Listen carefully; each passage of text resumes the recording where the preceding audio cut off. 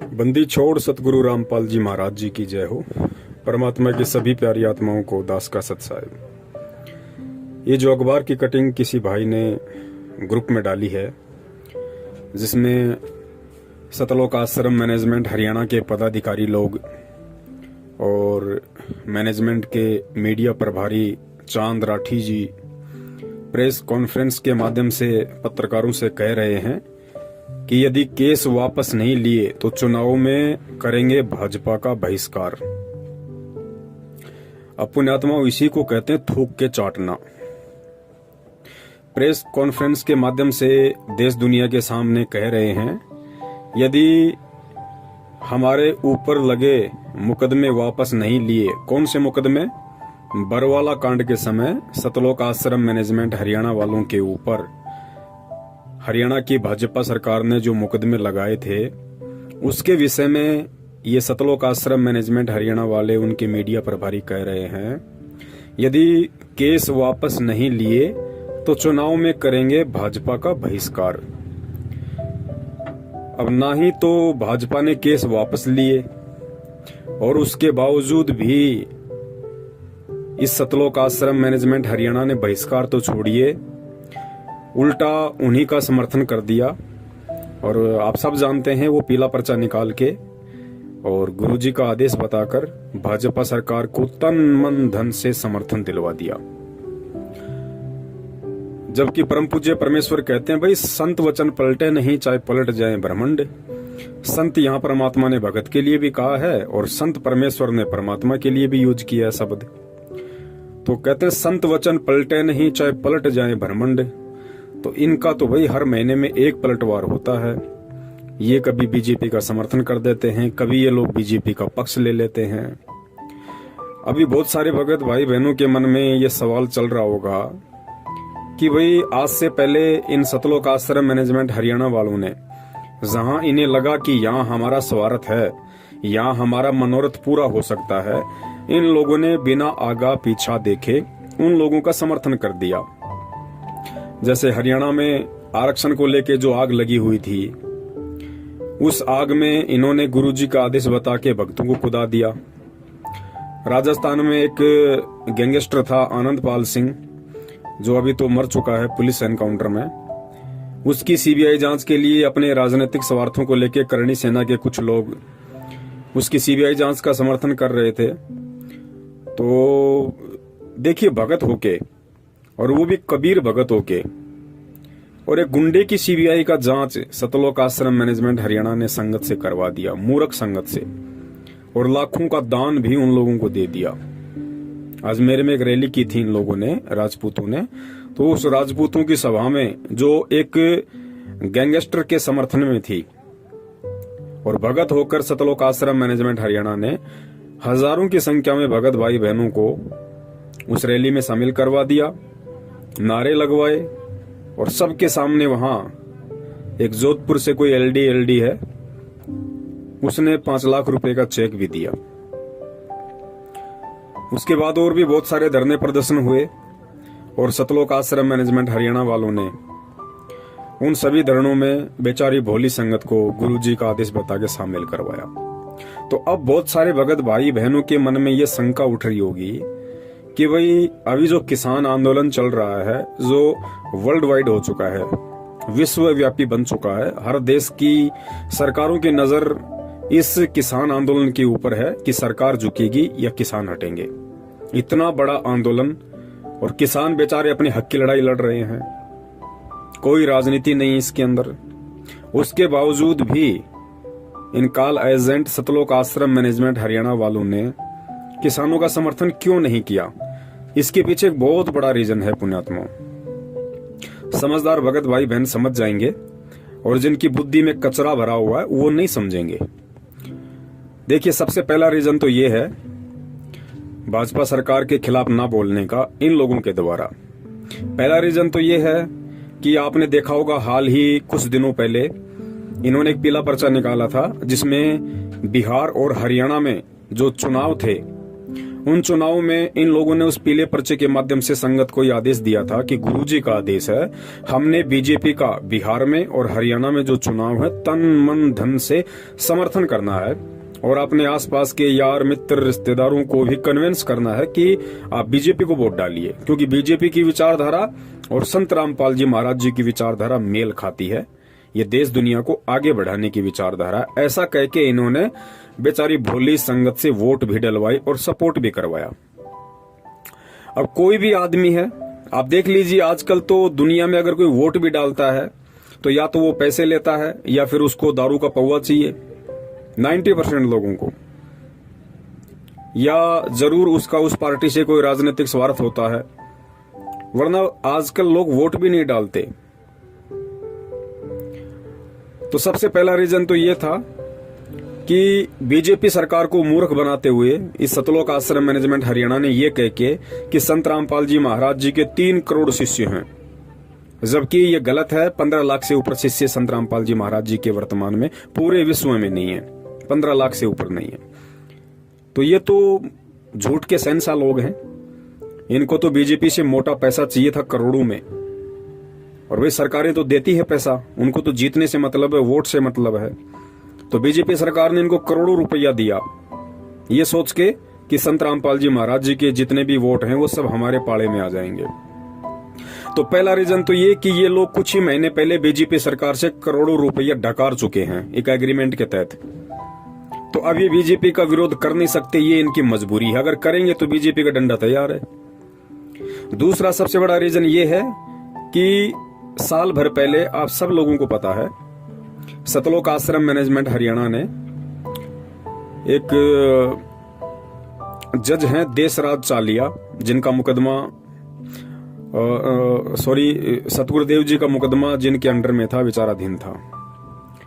तो इन लोगों ने क्या किया, उस देशराज चालिया को भड़काने के लिए सरासर अन्याय नामक एक पुस्तक निकाली थी, और उस पुस्तक का इन्होंने कोर्ट में प्रचार करवाया, बाहर भक्तों के माध्यम से प्रचार करवा दिया। तो उस जज देशराज चालिया ने उस पुस्तक के ऊपर एक्शन ले लिया, और उस पुस्तक में जितने भी लोगों के नाम और पते लिखे हुए थे उन सभी के ऊपर उसने हाई कोर्ट में मुकदमा ठोक दिया। ये बात संगत को नहीं पता है ज्यादातर। तो जज देशराज चालिया जी ने सरासर अन्याय नामक पुस्तक के खिलाफ उसमें जितने भी लोगों के नाम पते और एड्रेस दे उन सभी के खिलाफ मुकदमा ठोक दिया। सभी लोगों को तारीख पे जाना पड़ा, और तारीख पे इन लोगों ने उस जज के पैर पकड़े, हाथ जोड़े, अपनी गलती मानी कि साहब हमने आपके खिलाफ गलत लिखा, ये हमारी गलती थी। इन्होंने समझौता कर लिया सरकार के साथ और जज देशराज चालिया के साथ, अपनी गलती मानते हुए कि हमने जो सरासर अन्याय पुस्तक लिखी है वो बिल्कुल गलत है, हमने नहीं लिखनी चाहिए थी, वो हमारी गलती है, हम आपके पैर पड़ते हैं, आप हमें माफ कीजिए। तो जज देशराज चालिया ने मुकदमा तो कैंसिल नहीं किया, वो तो पेंडिंग चल रहा है, लेकिन समझौता कर दिया कि ठीक है आगे से ऐसी गलती ना करना, लेकिन मुकदमा अभी की अभी वैसा का वैसा है। तो दूसरा सबसे बड़ा रीजन किसान आंदोलन को समर्थन ना करने का सतलोक आश्रम मैनेजमेंट हरियाणा का ये है, क्योंकि इनको अच्छे से पता है यदि हमने बीजेपी सरकार के खिलाफ, क्योंकि किसान आंदोलन सरकार के खिलाफ हो रहा है, तो इनको अच्छे से पता है कि यदि हमने किसान आंदोलन का समर्थन कर दिया तो वो मुकदमा अभी पेंडिंग है और सरकार उन सभी को वापस जेल में ठोक देगी। तो ये 2 बड़े रीजन हैं सतलोक आश्रम मैनेजमेंट हरियाणा के द्वारा किसान आंदोलन का समर्थन ना करने के पीछे। तो बाकी जो संगत है दास उनसे निवेदन करेगा, भाई बहुत समय हो गया है अज्ञानता की नींद में सोते हुए। यार कुंभकर्ण भी 6 महीने के बाद जाग जाया करता था, और अब तो 6 साल होने को चली हैं, अब तो जाग जाओ भगत होके। तुम्हारे क्या स्वार्थ हैं सतलोक आश्रम मैनेजमेंट हरियाणा के साथ? भाई भक्ति तुम कर रहे, नाम तुम्हें परमात्मा ने दिया, मर्यादा तुम्हें परमात्मा ने दी, रक्षक तुम्हारा परमात्मा है, भक्ति तुमसे परमात्मा करवाएगा, सतलोक तुम्हें परमात्मा लेके जाएगा।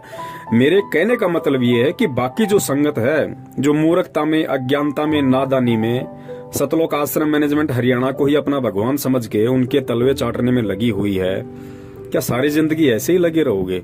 क्या फायदा फिर इस परमात्मा की शरण में आने का, ये अनमोल तत्व ज्ञान लेने का? अगर ये गुलामी चापलूसी ही करनी थी तो भाई ये तो पहले भी कर रहे थे ना। फिर भक्ति मार्ग में आके भी अगर वही निंदनीय कर्म करोगे, फिर क्या मतलब है तत्व ज्ञान लेने का? भाई निकलो, इस मानसिक गुलामी से निकलो। इस सतलोक आश्रम मैनेजमेंट हरियाणा ने जो गुलामी की बेड़ियां तुम्हारे पैरों में डाल रखी हैं, उससे बाहर निकलो। भाई तुम समर्थ के बच्चे हो, परमात्मा के बच्चे हो। अरे परमात्मा का बच्चा सूरवीर होता है, सूरवीर।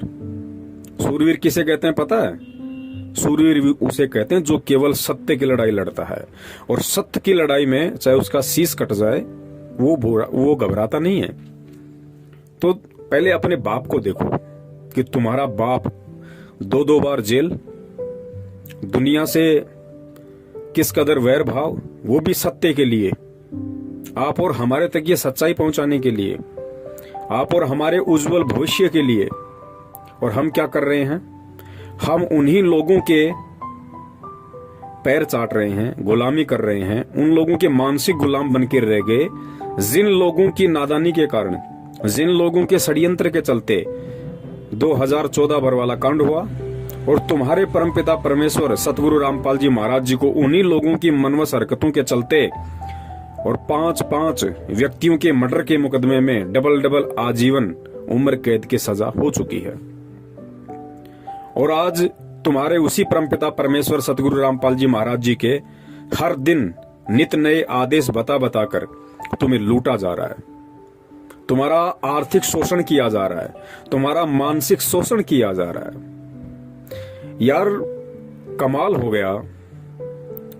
इतनी प्रताड़ना मानसिक रूप से, आर्थिक रूप से शायद ही अंग्रेजों ने 250 साल तक दी होगी जितनी इन लोगों ने तुम्हें 6 साल में दे दी।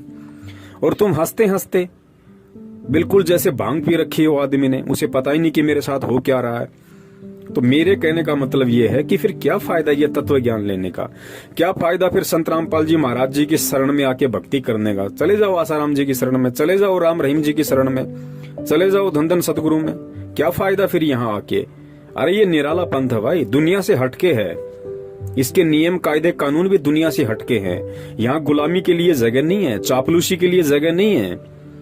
इस मार्ग में वही टिकेगा जो सूरवीर होगा, और इस मार्ग में गुलामी वही करेंगे जो गीदड़ होंगे, जो डरपोक होंगे।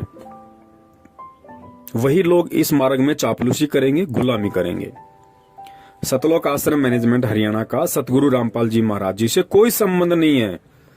ये बरवाला कांड के दूसरे दिन ही परमात्मा ने पूरी दुनिया के समक्ष मीडिया के सामने प्रस्तुत कर दिया था, ये कहते हुए कि राष्ट्रीय समाज सेवा समिति मेरी नहीं है, ना मैंने कोई कमांडो बना रखे थे और मुझे भी बंधक बना रखा था।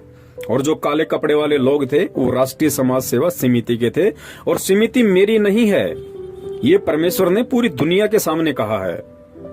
समझते हो इस बात को? साधु वचन पलटे नहीं, चाहे पलट जाए ब्रह्मांड।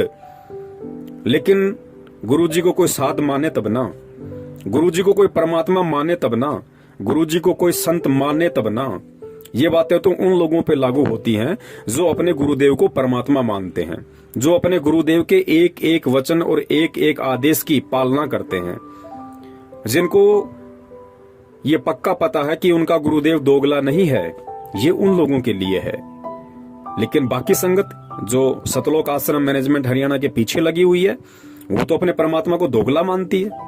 उन्हें तो पता है कि हमारे गुरुजी तो पल पल में बातें चेंज कर सकते हैं, अपने विचार बदल सकते हैं, क्योंकि वो संत तो है ही नहीं, और उनके वचन तो कभी भी पलट सकते हैं। तो वही लोग गुरुजी की बातों पे अविश्वास कर रहे हैं, जिन लोगों को अभी अच्छी तरीके से ये ज्ञान नहीं हुआ है, जो लोग अभी भी अपनी परंपरागत सोच और मानसिक गुलामी से बाहर नहीं निकले हैं।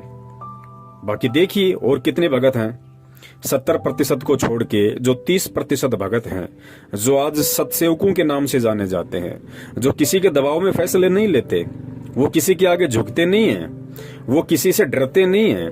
उनको परमेश्वर ने तत्व ज्ञान दिया है, वो पूरी दुनिया को उस तत्व ज्ञान रूपी बैलेंस में तोल के देखते हैं।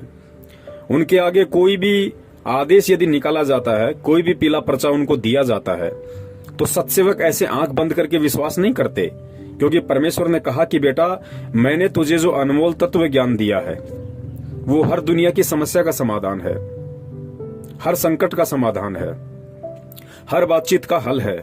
तो सतसेवक जो भी आदेश आते हैं उनके सामने, तो सत्सेवक सबसे पहले उन आदेशों को अपने परम पूज्य गुरुदेव जी के सत्संग से तोल के देखते हैं कि गुरुदेव जी ने सन 1994 से आज तक जितने भी सत्संग किए हैं, जो जो आदेश और निर्देश हमें भक्ति मार्ग में दिए हैं, क्या इस पीले पर्चे का जो ये आदेश है, जो लिखा हुआ है, ये मेरे गुरुदेव के वचनों से मेल खाता है या नहीं खाता है?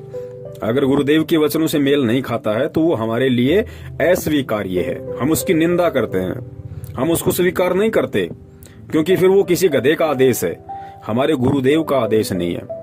गधा यानी जीव और परमेश्वर गुरु यानी पीव, वो पीव के आदेश नहीं, वो जीव के आदेश हैं। तो जीव तो गधा भी है, जीव कुत्ता भी है, जीव इंसान भी है। तो हम उन चीजों को नहीं मानते और ये रिहर्सल हो रही है हमारी, क्योंकि इतना ज्ञान देने के बाद सतगुरु स्वयं परीक्षा लेता है।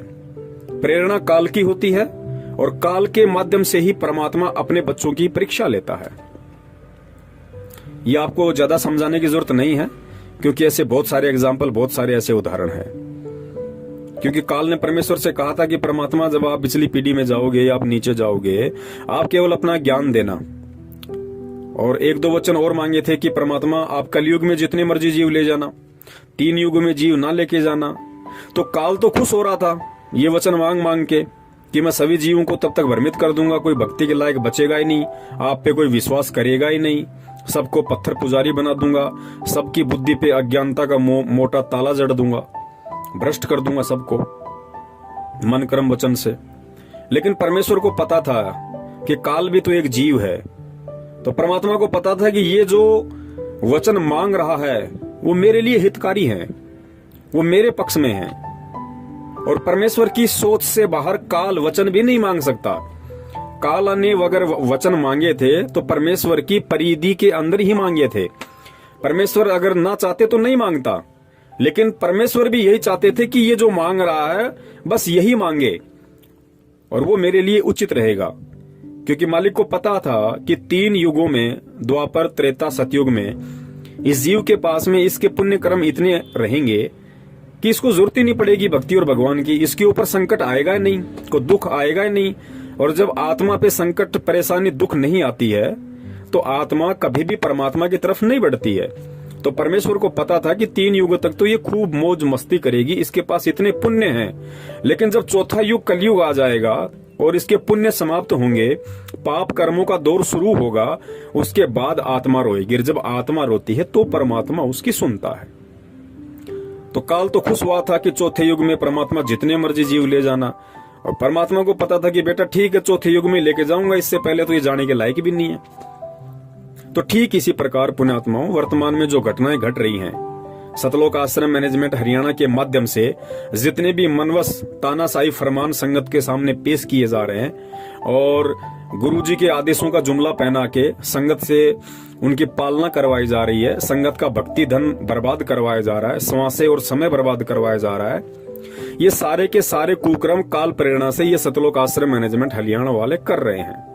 क्योंकि काल चाहता है कि किसी भी तरह से वर्तमान समय में, चूंकि ये वर्तमान समय ही मोक्ष का समय है, ये पिछली पीढ़ी ही भक्ति मार्ग है, मोक्ष मार्ग है, और इसी समय काल साम दाम दंड भेद हर वो नीति अपनाएगा जीव को भ्रष्ट करने की, गुरु शरण गुरु मर्यादा से दूर करने की। तो वो काम वो कर रहा है और परमात्मा चुपचाप देख रहा है कि भाई मैंने भी तो सन 1994 से ये ज्ञान देना शुरू किया था, सारा भक्ति विधान बता दिया, सब कुछ मैंने इन बच्चों को बता दिया है, अब बाकी क्या रह गया। तो परमात्मा भी देख रहा है कि जो मेरा होगा, वास्तव में जो मेरा होगा, मेरा हंस होगा, मेरा भगत होगा, मेरा बच्चा होगा, वो तो मेरे ज्ञान को आधार बना के, और मेरी एक वाणी है कि कहे कबीर सोए जन मेरा, जो नीर खीर का करे निबेरा, कि जो मेरा हंस होगा, जो मेरा भगत होगा, वो गलत और सही इन दोनों को देख के, सोच के, समझ के, पढ़ के और निर्णय कर लेगा कि मुझे मेरे पिताजी ने क्या ज्ञान दिया है, मुझे मेरे पिताजी ने सामाजिक तौर पे और आध्यात्मिक तौर पे किस तरीके से चलने के लिए मुझे निर्देशित किया है। तो जो भगत होगा परमात्मा का, वो तो तुरंत फैसला कर लेगा अपना कि कौन सा तो दूध है, कौन सा पानी है, क्या मेरे लायक है और क्या मेरे लायक नहीं है। और परमात्मा लाखों को यदि नाम दीक्षा देते हैं तो लाखों पार नहीं होते। लाखों परमेश्वर के भगत कहलाने के, हंस कहलाने के लायक नहीं बनते। उनमें से कुछ प्रतिशत होते हैं जो परमेश्वर के हंस होते हैं, जिनके लिए परमात्मा यहाँ आते हैं, इस गंदे लोक में ऐसे दुख उठाते हैं, ऐसी परिस्थितियों में ज्ञान प्रचार करते हैं, अपने बच्चों तक अपना संदेशा पहुंचाते हैं। तो वो कुछ प्रतिशत जो बच्चे हैं परमात्मा के, वो इन विषम परिस्थितियों में, इस धर्म संकट की परिस्थिति में वो ये चूज कर लेते हैं कि मुझे गुरुदेव ने क्या समझाया था और आज मुझे उनके तत्व ज्ञान को आधार बना के क्या निर्णय करना है। क्योंकि देखिए, हम स्कूल में बच्चा भेजते हैं और इस स्कूल में हजारों की संख्या में बच्चे पढ़ते हैं, तो क्या सभी बच्चे पास होते हैं? कोई मेरिट आता है, कोई फर्स्ट आता है, कोई सेकंड, कोई थर्ड, कोई सप्लीमेंट्री, कोई कप्लीमेंट्री, कोई बिल्कुल फेल हो जाता है, कोई बीच में छोड़ के भग जाता है। होता कि नहीं होता? ठीक इसी प्रकार ये आध्यात्मिक मार्ग है। गुरुदेव हमारे शिक्षक हैं, हम स्टूडेंट हैं, और जो ये आध्यात्मिक क्षेत्र है ये हमारा स्कूल है, हमारा कैंपस है। तो ठीक यही स्थिति यहाँ लागू होती है। गुरुदेव की यदि लाखों की संख्या में स्टूडेंट बन गए तो सभी लोग भक्ति के लायक नहीं होते। बहुत सारे लोग ऐसे होते हैं जिनको परमात्मा नई भक्ति की कलम चढ़ाते हैं, उनके अंतःकरण में प्रथम बार भक्ति का बीज डालते हैं। कुछ ऐसे होते हैं जो काफी समय से परमेश्वर की शरण में रहते आ रहे हैं। कुछ ऐसे होते हैं जो युगन युगन के माल हैं परमात्मा के, कि साधु सेती मस्करी चोरा नाल खुशहाल मल अखाड़ा जीतेंगे, युगो युगों के माल। युगो युगों के माल यानी परमात्मा के भक्ति पहलवान, भक्ति रेसलर, जो अनंत युगों से परमेश्वर की भक्ति करते आ रहे हैं। तो वो मेरिट भी आ जाएंगे, वो फर्स्ट भी आ जाएंगे और तुरंत उनकी नौकरी लगेगी, सतलोक जाएंगे। तो पुण्यात्माओं, अब आगे जो छोटा सा सत्संग है जिसमें निष्कर्ष दे रहे हैं परमपिता परमेश्वर जी, ये कहते हुए कि परमात्मा ने अपना विधान बना के छोड़ रखा है। परमेश्वर ने अपना विधान बना के छोड़ रखा है। उदाहरण दिया परमात्मा ने कि जैसे मां के पेट में बच्चा उत्पन्न होता है, तो परमात्मा ने कोई फैक्ट्री नहीं लगा रखी अंदर कि वो फैक्ट्री बच्चा बना रही है। परमात्मा ने कहा कि मालिक ने आदेश दे दिया, परमेश्वर ने ये आदेश दिया कि ऐसा होगा, उसके बाद ऐसा होगा, फिर बच्चा बनेगा और इतने समय बाद वो मां के गर्भ से बाहर आएगा। तो परमेश्वर के आदेश से वो सारे काम हो रहे हैं। उसके बाद परमात्मा ने बीजदार फल बनाए, वृक्ष बनाए, अन्य बहुत सारी चीजें बनाई और परमात्मा ने एक आदेश पारित कर दिया। जैसा कि सत्संग में गुरुदेव कह रहे हैं कि जैसे त्योरू का बीज होता है, त्योरू जिसको तुर्रई भी बोलते हैं, जिसकी सब्जी बनती है। तो परमात्मा ने कहा कि देखो, एक छोटा सा बीज वो जमीन में डाल दिया, जमीन में डालते फिर वो अंकुरित होता है, पौधा बनता है, आगे बढ़ता है, बेल लगती है, फल, उसके फूल लगते हैं, फिर उसके फल लगते हैं, फिर इतनी लंबी वो त्योरू लग जाती है उसके, लगभग 1.5-2 फुट की। तो परमेश्वर ने बताया कि परमात्मा उसके पास नहीं बैठा कि लो आज मैंने जमीन में डाल दिया, 2 दिन बाद ये अंकुर फूटेगा, फिर ऐसा होगा, फिर ऐसा होगा। नहीं, गुरुदेव ने बताया कि परमेश्वर ने एक विधान बना के छोड़ दिया कि ऐसा होगा, उसके बाद ऐसा होगा, फिर ऐसा होगा, फिर इसके फल लगेगा। तो परमेश्वर ने वो अपना विधान बना के छोड़ दिया। अब उस विधान के अकॉर्डिंग वो सारे काम होंगे। जो जैसा करेगा वैसा वो पाएगा। परमात्मा ये नहीं देखती कि ये अच्छा कर्म कर रहा है या ये भगत बुरा कर्म कर रहा है। परमात्मा नहीं देखेगा इस चीज को। परमात्मा ने तो एक विधान बना के छोड़ दिया कि मेरा विधान ये है, जो ऐसा करेगा वो ऐसा फल प्राप्त करेगा अंत में, और जो ऐसा करेगा वो ऐसा फल प्राप्त करेगा अंत में। और सारे लेखे जोखे के लिए परमात्मा ने इसी मानव शरीर के अंदर एक गुप्त यंत्र बना दिया जिसको चित्रगुप्त कहते हैं। एक ऐसा चिप लगा दिया सूक्ष्म रूप वाला जो दिखाई नहीं देता, जिसको चित्रगुप्त कहते हैं। चित्र यानी चित्र, जो भी घटना घट रही है चित्र, और गुप्त यानी गुप्त रूप से जो दिखाई ना दे। तो हम जो भी मन वचन कर्म से जो भी हम क्रिया करते हैं, गुरुदेव ने बताया कि रोजाना उसका एक फैक्स परमात्मा के दरबार में जाता है और तुम्हारा एक विधान बन रहा है कि तुम क्या कर रहे हो और क्या नहीं कर रहे हो। और भक्ति मार्ग में आने के बाद, सतगुरु की शरण में आने के बाद, जो अनजान व्यक्ति हैं जगत वाले, उनसे भी ज्यादा अगर गलत काम करोगे तो तुम दोषी होगे परमात्मा के। जिस प्रकार गुरुदेव ने बताया कि एक छोटा बच्चा होता है और छोटा बच्चा यदि लैट्रिन खा ले, गोबर खा ले, तो माता पिता उससे नाराज नहीं होते, माता पिता दुखी नहीं होते। माता पिता को पता है कि अब ये नादान है, नासमझ है, बालक बुद्धि है, तो परमात्मा माता पिता उसको दूर करते हैं वहां से तुरंत। कुछ नुकसान हो जाता है तो डॉक्टर को भी दिखाते हैं, उससे नाराज नहीं होते। लेकिन वही लैट्रिन और गोबर यदि वो बच्चा 15 साल का होने के बाद खाए तो माता पिता उसको थप्पड़ मारेंगे। क्यों? क्योंकि माता पिता को पता है कि मूर्ख, जब तेरे को पता है कि ये लैट्रिन है, ये गोबर है, तू समझदार है, तू चल सकता है, बोल सकता है, तू समझ सकता है चीज को, तू चौथी क्लास में पढ़ रहा है, तू 5वीं में पढ़ रहा है, तूने लैट्रिन कैसे खाई, गोबर कैसे खाया तूने, तेरे अंदर अकल नहीं थी? तो माता पिता उसकी पिटाई करते हैं क्योंकि उसको मालूम था उन चीजों के विषय में, उसके बावजूद भी उसने गलती की तो वो सजा का हकदार हुआ। ठीक इसी प्रकार गुरुदेव ने बताया कि बेटा आध्यात्मिक मार्ग है। देखो, पहले हम जगत वाले थे, पहले हम भी अज्ञानी थे, तो हम कुछ भी कर रहे थे तो परमेश्वर ने हमें क्षमा किया, परमेश्वर ने हमें माफ किया और हमें अपनी शरण में लिया और ज्ञान दिया। और आज यदि ज्ञान लेके भी हम ये राजनीति करेंगे, कभी बीजेपी को वोट, कभी कांग्रेस को वोट, कभी कुछ करेंगे, कभी आरक्षणबाजी में शामिल होंगे। गुरुदेव ने बताया बेटो, कुपात्र को दान नहीं देना, दान लेने का अधिकारी केवल सुपात्र है और सुपात्र पूरी सृष्टि में केवल सतगुरु है। उसके बावजूद भी हम गुंडों की सीबीआई जांच के समर्थन में आएंगे, उनको 5-5 लाख रुपए का उनको पात्रों को चेक देंगे। जो धन लेने के अधिकारी केवल सतगुरु है। जाट आरक्षण में शामिल होंगे, उन हुक्का पाड़ों को, उन दारूबाजों को हम कभी 16 लाख का तो कभी 11 लाख का चेक देंगे जो भक्तों का दान था। तो परमात्मा का विधान कौन तोड़ रहा भाई? हम खुद इस विधान से परिचित होने के बाद भगत होकर हम परमेश्वर के विधान को तोड़ रहे हैं। तो परमेश्वर का आगे जो छोटा सा सत्संग है कि परमात्मा सिर में दर्द नहीं रखता, परमात्मा ने विधान बना के छोड़ दिया, जो जैसा करेगा वैसा अपना पाएगा। तो इस सत्संग को आप सुनिए और सत्संग को सुनने के बाद यदि इस संगत में कोई परमेश्वर की ज्ञानी आत्मा है जो विचार कर सकती है, मंथन करना जानती है, गुरुदेव के ज्ञान को आधार बना के जो आगे बढ़ रही है, जिसका मकसद केवल भक्ति करके सतलोक जाने का है, वो पुण्य आत्माएं इस सारी वार्तालाप को मद्देनजर रखते हुए और सतगुरुदेव जी के इस 2 मिनट के सत्संग को, जिसमें परमात्मा ने विशेष तौर से कहा है कि परमेश्वर ने यहाँ हर चीज का एक विधान बना के छोड़ दिया और परमात्मा सिर में दर्द नहीं रखता। कोई ये सोचे कि गुरुजी जेल में बैठे बहुत दुखी हैं, बहुत परेशान है, नहीं भैया, परमात्मा दुखी ना परेशान। परमात्मा ने तो एक विधान बना के छोड़ दिया और उस विधान की सबसे बड़ी बात, हमें उस विधान की आके जानकारी दे दी।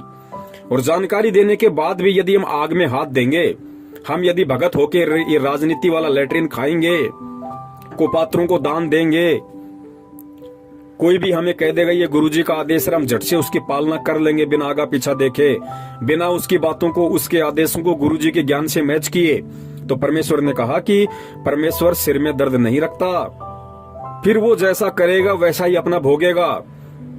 फिर ये ना कहना कि गुरुजी ने मेरे को कोई रात क्यों नहीं दी, मैं भक्ति कर रहा हूँ, मैंने ज्योति करा दी, मैंने पाठ करा दिया, मैं 10 साल से गुरुजी का भगत हूँ, मुझे लाभ क्यों नहीं मिल रहा। भैया, परमात्मा सिर में दर्द नहीं रखता, परमात्मा ने अपना विधान बना के छोड़ दिया। उसके बाद जैसा तू करेगा वैसा तू पाएगा, चाहे परमात्मा की आंखों के सामने कर ले, चाहे परमात्मा की पीठ के पीछे कर ले।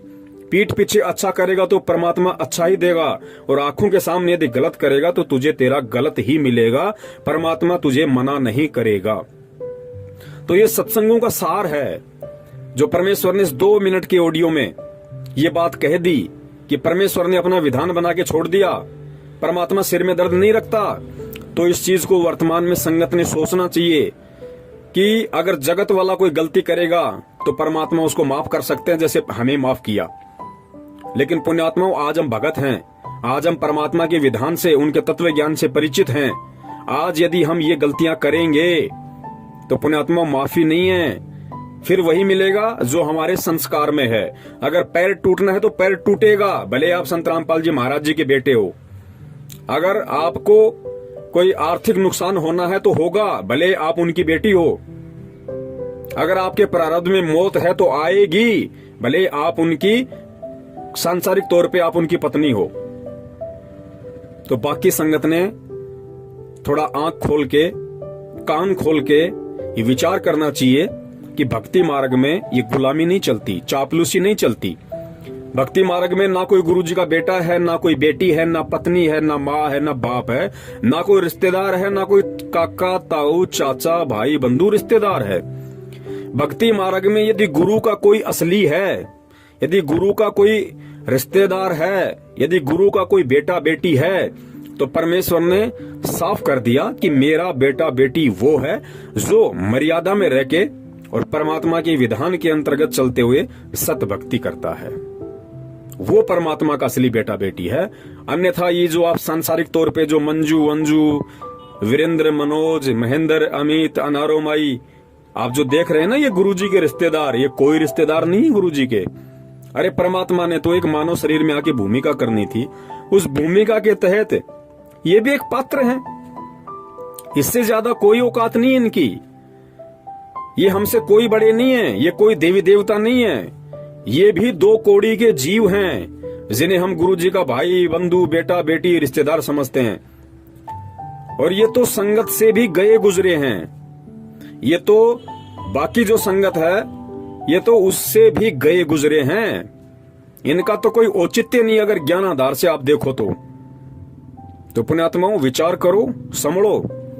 ये मौका गुरुदेव कहते हैं ना कि यो सौदा फिर ना ही रे संतो, यो सौदा फिर ना ही। समझ जाओगे तो फायदे में रहोगे, वरना एक बार ये शरीर छूट गया ना, उसके बाद फिर रोगे इस समय को। अनंत युगों तक, करोड़ों युगों तक ये समय नहीं आएगा। और ध्यान रखना, अगर समय आ गया फिर यही लाइन है, फिर यही सब कुछ कायदे कानून, फिर काल इसी तरीके से भ्रमित करेगा, फिर एक ऐसा मैनेजमेंट होगा, फिर ऐसा एक गुरुजी का भाई होगा, फिर ऐसे ही सत्सेवक होंगे जो तुम्हें जगाएंगे और फिर तुम होंगे। और निर्भर करेगा उस समय तुम्हारे संस्कारों पे कि आज की तरह तुम जागोगे या नहीं जागोगे, या फिर ठोकर खाकर करोड़ों युग तक गधे कुत्ते सुअर बनते हुए फिर उस समय का इंतजार करोगे। तो मौका है। और गलतियां यदि आपने कर दी आज से पहले तो परमेश्वर से क्षमा याचना करो, और अगर नहीं हुई है तो बहुत अच्छी बात है, आगे विशेष ध्यान रखो। और सुनो ये परमेश्वर का छोटा सा सत्संग, जिसमें परमात्मा ने समझदार और ज्ञानी आत्मा के लिए बिल्कुल क्लियर कर दिया कि भैया मेरा कोई नहीं है, मेरा वो है जो मेरा है। और गुरु का मेरा कौन है, गुरु का अपना कौन है, जो गुरु की भक्ति को मर्यादा में रह के करता है। तो समझिए परमात्मा के विधान को। और पुण्यात्माओं, बचो इन काल एजेंट सतलोक आश्रम मैनेजमेंट हरियाणा वालों से। बचाओ अपनी भक्ति धन को, अपने समय को, अपनी समासों को। सत साहिब, जय हो बंदी छोड़ की।